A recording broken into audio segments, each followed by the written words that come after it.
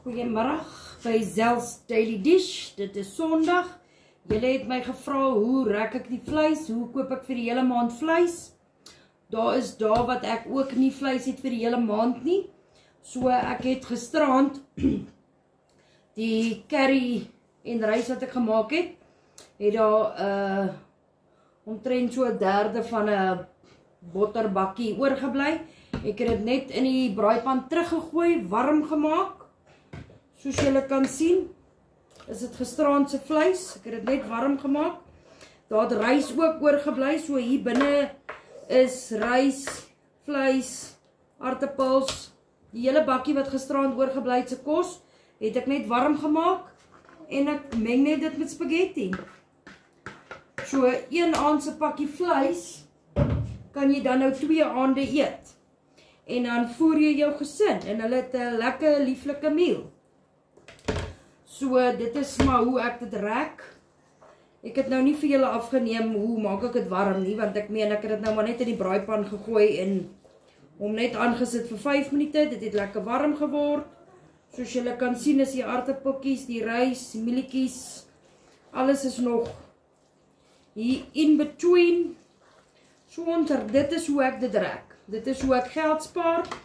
Dit is hoe ek vleisie rek. As daar nie 'n pakkie vleis is vir elke liewe dag nie, dan doen jy dit. As daar byvoorbeeld mins of jou vleisie van die vorige aand of wat ek al oorgebly het, dan meng jy dit met 'n pak spaghetti. Of jy kan mash maak as jy genoeg aartappels het en jy leier dit soos 'n cottage pie. Of spaghetti of macaroni, al wat ek nou het is spaghetti. En dan kan jou gesin van 1 aand se ete 2 etes maak. This is how she does it. Julle moet 'n lekker Sondag hê. Julle moet julle Paasnaweek geniet. Julle moet môre lekker rus en probeer dit. Want ek meen gisterand se kos wat jy gemaak het, maak keer absoluut niks. As jy dit in die yskas geberg het, kan jy dit weer gebruik. En dit is hoe ek dit doen. Dit is hoe ek my vleis so rek deur die maand. Ewen as ek hoender gemaak het en ek maak fyn hoender of wat ook al en daar bly oor, dan meng ek dit weer met macaroni of ons eet dit 2 aande. Ek wys nie altyd vir die video's soos ek 2 aande se kos in 'n ry eet nie, maar dit is my manier hoe ek dit rek en hoe ek geld spaar en hoe my gesin elke dag 'n vleisie kan geniet, want dit wat oorbly gebruik ek weer. En be blessed. Mag julle geseënd wees. Ek hoop julle geniet my video's.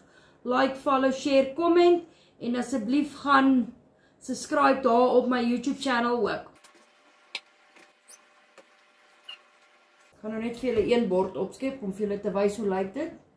Gisterand se vleisies met spaghetti. En dis ook my gesin voer op hierdie Sondag. Lekker aand vir julle. Bye.